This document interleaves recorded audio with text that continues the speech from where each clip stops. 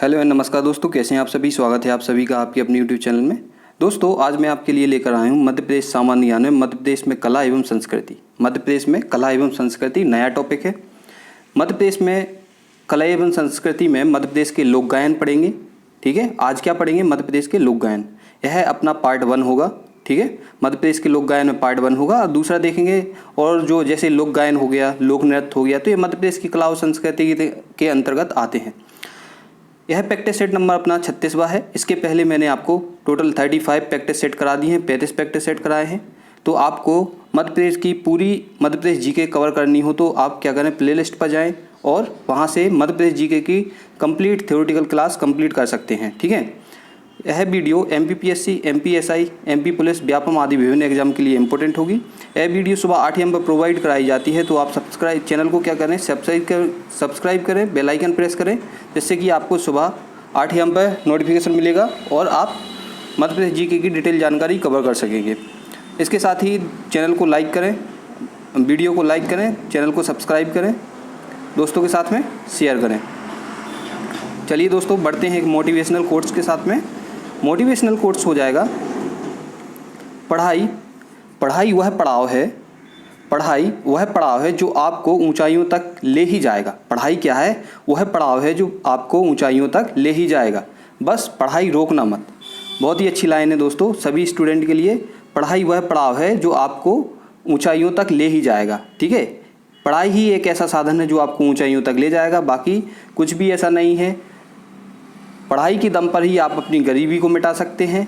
आप अपने गरीबी को और जो भी आपकी इच्छाएं हैं, पढ़ाई कर आप कुछ बन जाएंगे तो आप उसी से आप अपने सारे कार्य पूरे कर सकते हैं। जिस दिन आप पढ़ाई करके एक एग्ज़ाम क्वालिफाई करेंगे, सफलता अर्जित करेंगे, तो आपको वो खुशी अलग ही होगी। ठीक है दोस्तों, तो आप क्या करें, पढ़ाई को छोड़ें नहीं, पढ़ाई करते रहें। जितना भी टाइम मिलता है उतने टाइम में पढ़ाई करें। छोटे छोटे गोल निर्धारित करें जिससे कि आप उन गोल को कंप्लीट कर सकेंगे, वो आप अपने कॉन्फिडेंस को बढ़ा सकेंगे। चलिए दोस्तों आगे बढ़ते हैं। मध्य प्रदेश में कला एवं संस्कृति में देखेंगे कि किसी समाज, क्षेत्र अथवा विशिष्ट निर्जातीय समूह में व्याप्त दीर्घकालिक परंपराएं, विचार, विश्वास, रहन सहन एवं खान पान की प्रवृत्तियां, स्थापत्य आदि समग्र रूप से संस्कृति कहलाती हैं। ये सभी क्या हैं? संस्कृति क्या कहलाती है? आपसे पूछा जाएगा संस्कृति क्या है, तो आप क्या बताएंगे? समाज, क्षेत्र और विशिष्ट निर्जातीय समूह, दीर्घकालिक परंपराएं, जैसे कि परंपराएं हो गया, विचार हो गया, विश्वास हो गया, रहन सहन हो गया, खान पान, ये सभी क्या हैं? आपकी संस्कृति के अंतर्गत आती हैं। मध्य प्रदेश में धार्मिक, जातीय, निर्जातीय, भौगोलिक विविधताएं इसे सांस्कृतिक रूप से समृद्ध करती हैं। कला संस्कृति की वाहक है। कला संस्कृति की क्या है? वाहक है।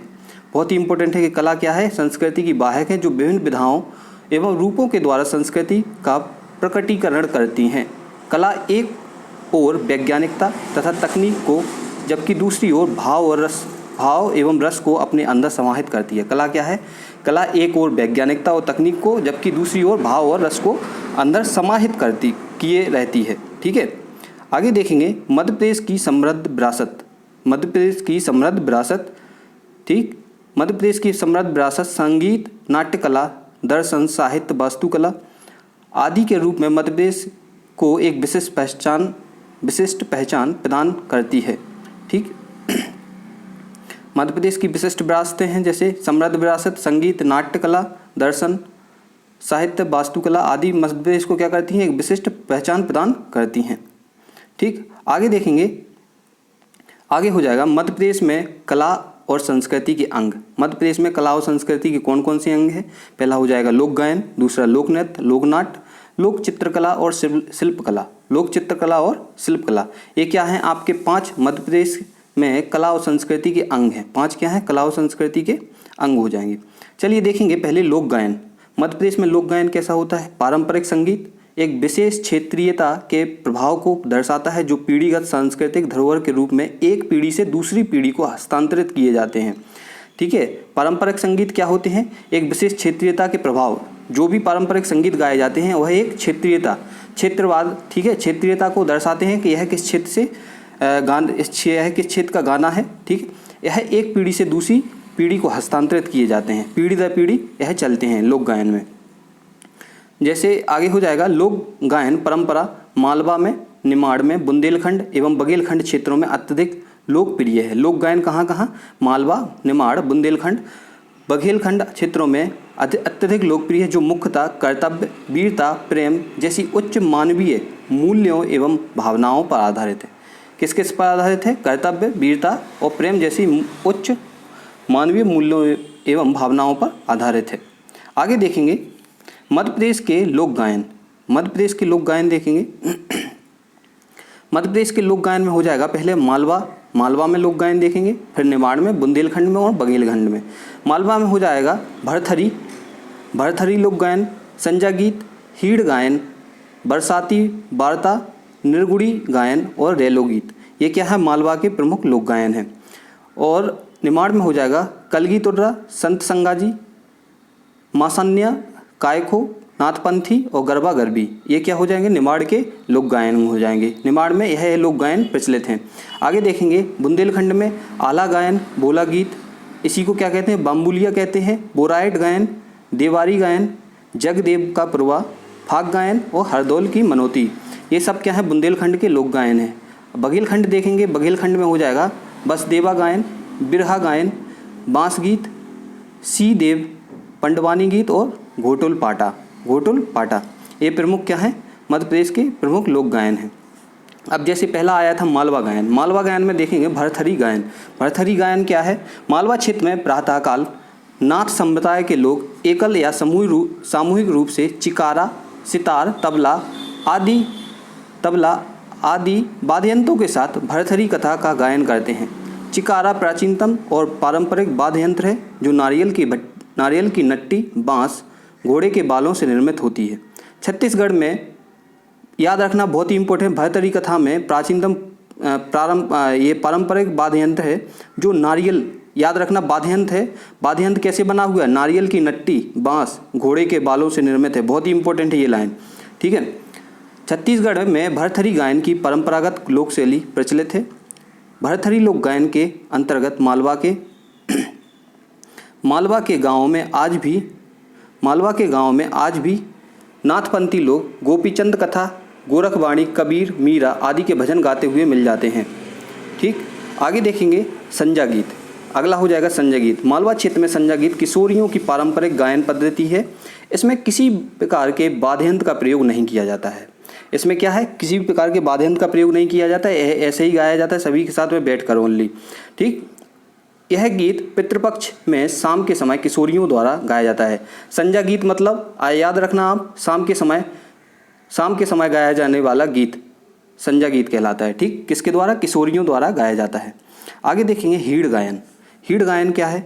हीड़ गायन मालवा क्षेत्र में श्रावण महीने में हीड़ गायन की प्रथा है, जो मुख्यतः अहीरों का अवदान परक लोक आख्यान है।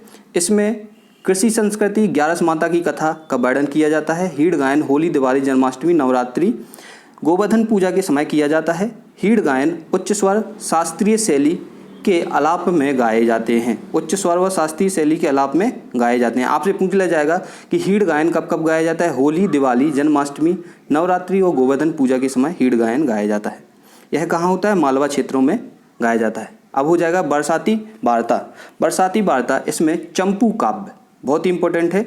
बरसाती वार्ता गायन में चंपू काव्य, मालवी गद्य और पद्य का चरम उत्कर्ष देखा जाता है। बरसाती वार्ता ऋतु कथा गीत है, जो बरसात के समय गाया जाता है, इसलिए इसे बरसाती वार्ता कहा जाता है। ठीक, आगे देखेंगे निर्गुड़ी गायन।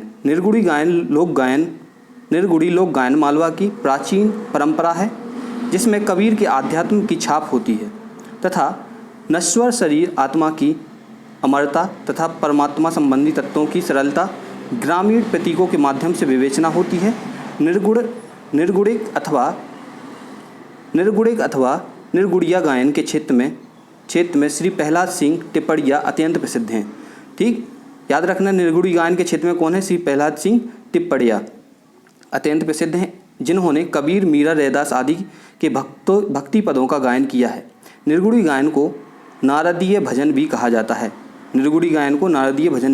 जाता है। अगला हो जाएगा रेलो गीत। यह भील व कोरकू जनजाति द्वारा गाया जाता है। रेलो गीत प्रमुख रूप से नवयुवक नवयुवतियों द्वारा गाया जाता है। बहुत ही इंपॉर्टेंट है, नवयुवक और नवयुवतियों द्वारा गाया जाता है। अगला हो जाएगा निमाड़ी लोक गायन। निमाड़ी लोक गायन में देखेंगे दूसरा पॉइंट होगा निमाड़ी। पहले देखा मालवा के लोकगीत, अब देखेंगे निमाड़ी के। इसमें हो जाएगा कलगी तुर्रा। निमाड़ क्षेत्र में कलगी तुर्रा प्रतिस्पर्धात्मक लोक गायन शैली है। यह एक प्राचीन लोक गायकी है जिसका प्रसार निमाड़ क्षेत्र के मालवा तक है। यह रात्रि के समय चंग, लकड़ी एवं तारों से निर्मित वाद्ययंत्र है। वाद्ययंत्र की थाप एवं शिव की आराधना में गाया जाता है। किसकी आराधना में? शिव की आराधना में गाया जाता है। कौन सा? कलगी तुर्रा। याद रखना, शिव की आराधना में कलगी तुर्रा गाया जाता है। कहाँ? निमाड़ क्षेत्र में। कलगी तुर्रा के गायन में 2 अखाड़े होते हैं। एक होता है कलगी अखाड़ा और दूसरा होता है तुर्रा अखाड़ा। ठीक, और इनके अखाड़े के गुरु को क्या कहा जाता है? उस्ताद कहा जाता है। अखाड़े के गुरु को उस्ताद कहा जाता है। अगला हो जाएगा संत सिंगाजी भजन। 15वीं शताब्दी में संत सिंगाजी एक प्रमुख निर्गुण संत कवि थे। उनके द्वारा प्रचलित निर्गुण पदों को आज भी भजन के रूप में गाया जाता है। ये भजन आध्यात्मिक साधना से युक्त हैं तथा निवाड़ एवं मालवा क्षेत्र में किसी भी अवसर पर गाए जाते हैं। इन भजनों को मृदंग और झांझ के साथ उच्च स्वर में गाया जाता है। मृदंग और झांझ के साथ उच्च स्वरों में गाया जाता है। याद रखना दोस्तों, संत सिंगाजी भजन है। इन्हीं के नाम पर संत सिंगाजी मेला भी लगता है। संत सिंगाजी मेला भी लगता है, याद रखना। ठीक, अगला हो जाएगा मासन्या। मासन्या क्या है? मासन्या गीत गायन। निमाड़ में मृत्यु गीतों को मासन्या अथवा काया खोज गीत कहते हैं। ये गीत आत्मा की अमरता और शरीर की नश्वरता संबंधी पारंपरिक गीत हैं। ये गीत समूह में गाए जाते हैं। किस में गाए जाते हैं? समूह में गाए जाते हैं। अगला हो जाएगा नाथपंथी का। नाथपंथी गायन। निमाड़ में नाथपंथी जोगियों में सबसे विभिन्न लोक गायन की पद्धति है। ये प्रायः गोरख, कबीर, भरथरी गाथा का गायन करते हैं। भरथरी गाथा का गायन करते हैं। तो दोस्तों आगे देखेंगे। अगर वीडियो आपको पसंद आ रही हो दोस्तों तो क्या करें? चैनल को सब्सक्राइब करें, बेल आइकन प्रेस करें। अगर आप चैनल पर नए हैं तब भी चैनल को क्या करें? सब्सक्राइब करें। अगला हो जाएगा गरबा गरबी। निमाड़ क्षेत्र में गरबा स्त्री परक अनुष्ठानिक लोक गायन है, जबकि गरबी प्रायः पुरुष प्रधान लोक गायन है। पुरुष प्रधान।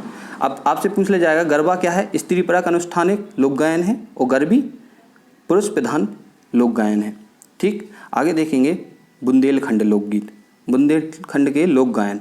बुंदेलखंडी गीत आला गायन। इसमें हो जाएगा बुंदेलखंडी गीत में आला गायन। बुंदेलखंड में आला गायन वीर रस प्रधान काव्य है। यह मुख्यतः एकल गायन शैली के रूप में वर्षा ऋतु में शाम के समय गाया जाता है। कब गाया जाता है लोग आला गीत? शाम के समय गाया जाता है। कब? वर्षा ऋतु में। इसकी विषय वस्तु जगनिक द्वारा रचित आला खंड में वर्णित 52 लड़ाइयाँ हैं जो आला उदल ने लड़ी थी। इसके प्रमुख वाद्ययंत्र ढोलक व नगाड़े हैं। प्रमुख वाद्ययंत्र क्या हैं? ढोलक व नगाड़े हैं। आला उदल में आपसे पूछ लिया जाएगा कि कितनी लड़ाइयाँ लड़ी आला उदल ने? तो 52 लड़ाइयाँ लड़ी। इनका वर्णन, लड़ाइयों का वर्णन किसने किया है? जगनिक ने किया है। किसमें? आला खंड में किया है। ठीक, तो इनके वाद्ययंत्र क्या हो जाएंगे? ढोलक और नगाड़े। आगे देखेंगे भोला गीत या बम्बुलिया गीत। भोला गीत या बम्बुलिया गीत। भोला गीत अथवा बम्बुलिया को लमेटरा गीत भी कहा जाता है। लमेटरा भी गीत भी कहा जाता है। ये गीत मकर संक्रांति, बसंत पंचमी, शिवरात्रि आदि महत्वपूर्ण अवसरों पर स्त्री या पुरुष के समूह द्वारा गाए जाते हैं। स्त्री पुरुष के समूह द्वारा गाए जाते हैं। प्रश्नोत्तरी में गाए जाने वाले ये गीत शिव एवं शक्ति से संबंधित होते हैं। इन गीतों के गायन की सर्वप्रमुख विशेषता यह है कि इनमें किसी वाद्ययंत्र का प्रयोग नहीं किया जाता। इनमें क्या होता है? किसी वाद्ययंत्र का प्रयोग नहीं किया जाता। भोला गीत, जब भी आप भोले जी का गीत गाएंगे तो इसमें क्या है? ओनली मुँह से गीत गाएंगे, वाद्ययंत्र का प्रयोग नहीं किया जाएगा। ठीक, यह कहाँ? बुंदेलखंड में गाया जाता है। अगला हो जाएगा बैरायट गायन। बैरायट गायन है, यह एक कथा गायन शैली है। इसमें मुख्य रूप से महाभारत की कथाओं के साथ अनेक ऐतिहासिक चरित्रों, लोक नायकों की कथाएं गाई जाती हैं। ठीक, बैरायट गायन में याद रखना महाभारत की कथाओं के साथ अनेक ऐतिहासिक चरित्रों, लोक नायकों की कथाएं गाई जाती हैं। यह मुख्यतः धार्मिक त्योहारों के अवसर पर रात्रि के समय गाया जाता है। कब गाया जाता है? रात्रि के समय गाया जाता है। अगला हो जाएगा देवारी गायन। देवारी गायन दोहों पर केंद्रित होता है। अहीर, गवली, घोसी, बरेदी आदि जातियों में देवारी गायन और नृत्य की परंपरा है। यह मुख्यतः दिवाली के अवसर पर गाया जाता है। इस गायन में ग्वाल बाल सिर पर मोरपंख धारण करके गायन के साथ साथ नृत्य भी कहते हैं। सिर पर मोरपंख धारण करके कौन करता है? ग्वाल बाल सिर पर मोरपंख धारण करके क्या करते हैं? लोक नृत्य भी कहते हैं। गायन और लोक नृत्य भी कहते हैं। दीवारी के दोहों के विषय राधा कृष्ण के प्रेम प्रसंग, वीर रस युक्त तथा भक्ति पर आधारित हैं। ठीक, आगे देखेंगे जगदेव का पूर्वा। जगदेव का पूर्वा मुख्यतः चैत्र आश्विन कुंवर मास में गाया जाने वाला भजन शैली का गीत है। इसमें देवी की स्तुति से संबंधित भजन गीत गाए जाते हैं। आश्विन माह में ज्वार गीत भी गाए जाते हैं। आश्विन माह में ज्वार गीत भी गाए जाते हैं। अगला हो जाएगा फाग गीत। कृष्ण और राधा पर केंद्रित फाग गीत होली के अवसर पर गाए जाते हैं। यह मुख्यतः पुरुष प्रधान गायन है। फाग गीत क्या है? पुरुष प्रधान गायन है। फाग गीत बुंदेलखंड के अतिरिक्त बघेलखंड तथा निमाड़ क्षेत्र में भी प्रचलित है। तो दोस्तों आगे देखेंगे हरदौल की मनौती। हरदौल की मनौती यह बुंदेलखंड और बघेलखंड क्षेत्रों में प्रचलित वीरता प्रधान गायन परंपरा है। वीरता प्रधान गायन परंपरा है हरदौल की मनौती। ठीक, अगला हो जाएगा बघेलखंड। बघेलखंड में लोक गायन बसदेवा गायन। बसदेवा बघेलखंड का एक पारंपरिक नृत्य गायन है जो हरबोले जाति द्वारा गाया जाता है। इसमें भगवान श्री कृष्ण की मूर्ति सिर पर रखकर पीला वस्त्र धारण कर रामायण कथा, कर्ण कथा, श्रवण कुमार कथा आदि का चरित्र गायन किया जाता है। ठीक है, श्रवण कथा बसदेवा गायन में कौन कौन सी कथा? रामायण कथा, कर्ण कथा, श्रवण कुमार कथा का चरित्र गायन किया जाता है। अगला हो जाएगा बिरहा गायन। बिरहा गायन बघेलखंड के बिरहा गायन सभी जातियों द्वारा गाया जाता है। बघेलखंड में बिरहा गायन सभी जातियों द्वारा गाया जाता है। यह प्रश्नोत्तरी शैली में गाया जाने वाला श्रृंगारपूर्ण गीत है। श्रृंगारपूर्ण कौन सा है? बिरहा गायन। जब बिरह होता है तो वियोग श्रृंगार होता है, लेकिन इसमें क्या है? श्रृंगारपूर्ण गायन है। ठीक है, श्रृंगारपूर्ण गायन है। अगला हो जाएगा बिरहा गायन। बिरहा गायन ये बता दिया है अभी, बिरहा गायन श्रृंगारपूर्ण गायन है। अगला होगा फाग गायन। फाग गायन भी कहाँ गाया जाता है? यह बुंदेलखंड में गाया जाता है और बघेलखंड में भी गाया जाता है। बघेलखंड में फाग गायन की परंपरा सबसे भिन्न है। यहाँ नगाड़ों के साथ फाग गायन किया जाता है। फाग गायन में पुरुषों की भागीदारी होती है। सामूहिक स्वरों में फाग गीतों का गायन नगाड़ों की विलंबित ताल पर प्रारंभ होता है और धीरे धीरे तीव्रता की ओर बढ़ता है। नगाड़ों की टंकार और समूह गायकों का उच्च स्वर फाग गायन में एक उत्साहपूर्ण वातावरण निर्मित करने में सफल होता है। गायक एवं श्रोता फाग गायन के साथ झूमने लगते हैं। बघेलखंड में फाग गायन की अनेक लोक मंडलियाँ हैं। अगला होगा बांस गायन। ठीक है, बांस गीत। बघेलखंड क्षेत्र में बांस गीत लोक कथाओं के रूप में गाया जाता है। इसमें गायक, रागी, वादक प्रमुख होते हैं। बांस गीत मोर ध्वज एवं कर्ण की गाथाओं पर आधारित महिला परक गीत है जिन्हें उच्च स्वर तथा कथात्मक गायन शैली में गाया जाता है। अगला होगा सीदेव। यह बघेलखंड में जनजातियों द्वारा गाया जाने वाला एक गायन है। सीदेव क्या है? बघेलखंड में गाया जाने वाला जनजातियों द्वारा गाया जाने वाला एक गीत है। पंडवानी पांडवों की उच्च स्वर सहित एकल कथा गायन शैली है। पंडवानी क्या है? पंडवानी पांडवों की उच्च स्वर सहित एकल कथा गायन शैली है। इसमें आध्यात्म, धर्म, उद्देश्य, शौर्य, साहस, श्रृंगार आदि भाव सम्मिलित हैं। यह मुख्यतः शहडोल, बालाघाट, अनूपपुर आदि क्षेत्रों के गोंड आदिवासियों की प्रधान शाखा से संबंधित है। किस शाखा से? प्रधान शाखा से संबंधित है। अगला होगा घोटुल पाटा। घोटुल पाटा यह गोंड व मुड़िया जनजाति के मृत्यु गीत हैं। घोटुल पाटा क्या है? यह गोंड एवं मुड़िया जनजाति के मृत्यु गीत हैं। इसे बुजुर्ग व्यक्तियों द्वारा गाया जाता है। इसमें मुख्यतः राजा जोलोंग साय की कथा के साथ प्रकृति के अनेक जटिल रहस्यों का समाधान प्रस्तुत किया जाता है। ठीक है, किसकी? घोटुल पाटा में किस राजा की? राजा जोलोंग साय की कथा के साथ प्रकृति के अनेक जटिल रहस्यों का समाधान प्रस्तुत किया जाता है। ठीक दोस्तों, तो ये थी अपनी मध्य प्रदेश जीके की मोस्ट इम्पोर्टेंट क्लास, जिसमें आपको पढ़ाया है मध्य प्रदेश की कला, मध्य प्रदेश की लोक कला एवं संस्कृति। मध्य प्रदेश की कला एवं संस्कृति में मध्य प्रदेश की लोक गायन, मध्य प्रदेश के लोक गायन पढ़ाए हैं। ठीक है, मध्य प्रदेश की कला एवं संस्कृति में मध्य प्रदेश के लोक गायन को पढ़ाया है। आप बताएं वीडियो कैसी लगी। अगर आपको वीडियो पसंद आई हो तो आप क्या करें? चैनल को सब्सक्राइब करें, बेल आइकन प्रेस करें और दोस्तों के साथ में शेयर जरूर करें। ठीक है दोस्तों, आप हमारे Telegram channel DNS education academy से जुड़ सकते हैं, जहाँ पर आपको PDFs और वीडियो की डिटेल जानकारी उपलब्ध कराई जाती है। आप Facebook group MP exam study से जुड़ सकते हैं, जहाँ पर आपको वीडियो और PDF नोट्स उपलब्ध कराए जाते हैं। ठीक, आगे देखेंगे आप इंस्टाग्राम पर भी फॉलो कर सकते हैं देवेंद्र कुमार नापित के नाम से। चलिए दोस्तों, ये थी आज की अपनी मध्य प्रदेश जीके की क्लास। आज दोस्तों थोड़ा सा लेट हो गए हैं।